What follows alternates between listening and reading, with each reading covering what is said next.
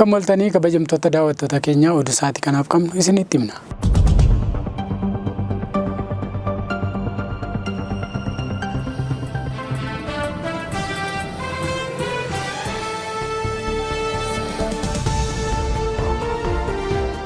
Dhibee vaayirasii margabiin namoonni du'an 12 ga'uu fi gara magaalaa biraatti vaayirasichi babal'achuu ministeerri fayyaa beeksise. Dhibeen vaayirasii Marburg kibba Itoophiyaatti argame ammatti lubbuu namoota 12 galaafatee yoo ta'u, namoonni 78 qoratamuun 12 irratti argamu 12 lubbuun darbuu ministeera fayyaa Itoophiyaa isa miidiyaa alaatiin beeksiseera. Dhibeen kun dabalataan magaalaa Hawaasaa keessatti nama tokko irratti argamus yoo himu, namni dhibeen kun irratti argame magaalaa Jinkaa ga'uun nama deebi'ee ta'us mirkanaa'eera. Guyyaa kaleessaa ammoo nama 2 irraa saamuudii fuudhamuun qoratamuu lamaan isaaniiyyuu dhibee kanaan qabamuu bu'aan laaboraatoorii mirkaneesseera. Dhibee kana ittisuuf ministeerri fayyaa michoota isaa kanneen akka giddugala qorannoo ittisa dhibee, abbootii amantaa, barsiisotaa fi ministeerota faana dalagaa akka jiru himuun hojiin hubannoo uumuu hawaasaaf akka kennamus hojjechaa jiraachuu kan ibsite ministeera fayyaa Dr. Maqdaas Dhaabaati.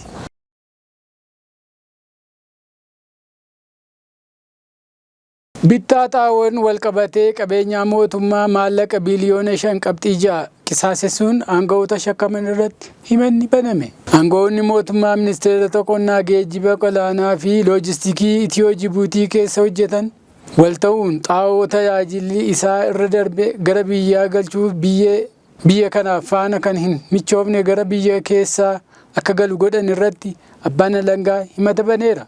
Himatamtoonni kunneen faayidaa hin malle argachuuf qabeenyaa mootummaa akka malee qisaasessuun qarshii biliyoona 5.6 biyyattiin akka kasaartu taasisaniirus jedhameera.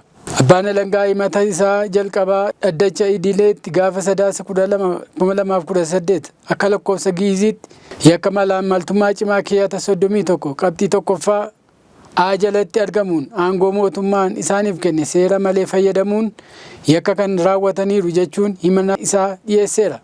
Abbaan alangaa himata isaa kanas Korporeeshinii Ministeera Qonnaatti hoogganoota 7 hojii geggeessaa loojistikii fi geejjibaa humna galaanaa Itiyoo Jibuutii, Ministeera Qonnaa keessatti hooggansa garaagaraa irratti kan argamanii fi kanneen biroo akka keessatti argaman beeksiseera.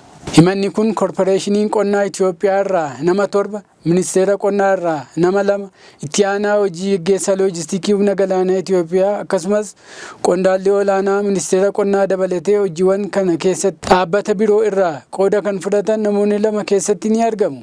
Himanni kun walumaa galatti himatamtoonni kun seera bittaa fi waliigalteetiin dambii ba'ee cabsan jechuun mana murtiitti himataniiru. Himanni isaanii bittaa xaa'oo fi meeshaawwan dooniif barbaachisan badaniiru jechuun qarshii biliyoona 5.6 qabeenyaa uummataa qisaasessuun himatamaniiru.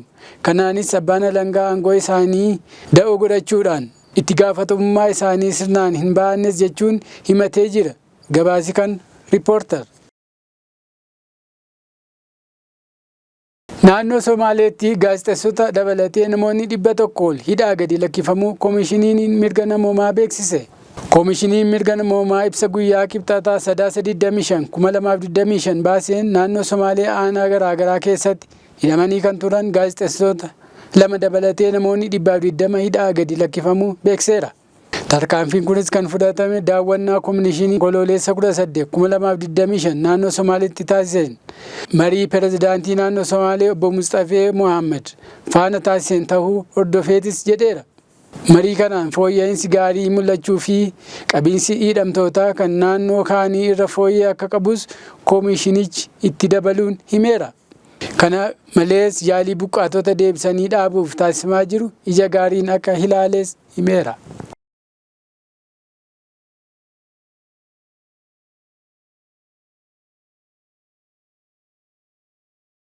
Loltoonni Giinii Bisaawoo fonqolcha mootummaa raawwachuun aangoo qabachuu roobii kaleessaa televezyiiniin mootummaa biyyattiin mirkaneesseera. Filannoo biyyaalessaa biyyattii erga gaggeeffame guyyaa 3 booda naannoo maasaraa pirezidaantichaatti dhukaasni banamuu isaa gabaafameera. Kanaanis pirezidaantichi humnaan aangoo irraa fonqolchamuun mana hidhaatti dabarfamuu isaanii miidiyaan Faransaay ibseera. Kunis fonqolcha mootummaa baay'ee waggoota dhiyoo as dhihaa Afrikaa keessatti raawwatame keessaa isa xumuraati. Ajajaan olaanaa waraana biyyaalessaa Giinii nageenya uummataa deebisee dhaabuu fi pirezidaantii Rippaabilikaa hatattamaan aangoo irraa kaasuun akkasumallee hanga ajajni haaraan kennamutti dhaabbilee Rippaabilikaa Giinii Bisaawuu hunda hojiirra akka dhaabbatan murteessuu dubbiimaan isaanii Diinis Nyaach ibsa kennaniin ibsaniiru. Tarkaanfii kanas sababiin fudhataniif karoorri badii biyya jeequuf qophaa'e akka to'atamuu fi bu'aa filannoo saaxiluu fi akka ture ibsee dabalataanis humni waraanaa immoo hojiin koomishinii filannoo akka dhaabatu miidiyaaleen akka cufaman daangaan biyyattis akka cufaman murtee dabarsuu beekseera. Giinii Bisaawuun erga walabummaa argatte as fonqolcha mootummaa yeroo 4 irratti raawwatameera. Dabalataanis biyyattiin giddugala daldala qoricha sammuu namaa doochu kanneen Laatiin Ameerikaa fi Awurooppaa walii quunnamsiisuun beekamti. Filannoo pirezidaantii fi mana maree dilbata darbe kan geggeeffame yoo ta'u, pirezidaantiin amma aangoo irraa kaafaman Umaaroo Sisaakoo Embaaloo fi kaadhimamaan paartii mormituu Fernaand Diyaas injifachuu isaa kibxata dheengaddaa ifoomsaniiru.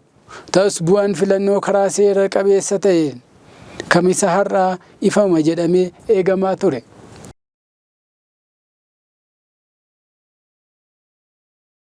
Oduu keenya xumuraatiin balaan ibiddaa Chaayinaatti lubbuu namoota 55 galaafachuun namoota 62 irraa miidhaa qaamaa qaqqabsiise. Balaa ibiddaa Chaayinaa apartaamaa guddaa tokko irratti mudate lubbuu namoota 55 galaafachuun namoota 62 irra miidhaa qaamaa qaqqabsiisuu gabaafame. Aanga'oonni Hong Kong akka ibsanitti namoonni 279 achi buuteen isaanii hin argamne. Balaa kanaan manneen jireenyaa 60 gubachuus ibsameera.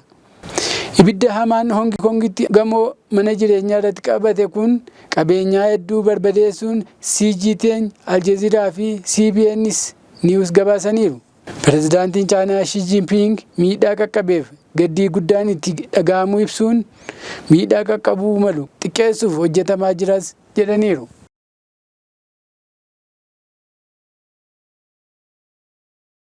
Egaan kabajamtoota hordoftoota keenyaa oduu sa'aatii kanaaf qabnu kanuma turtii gaarii qabaadhaa.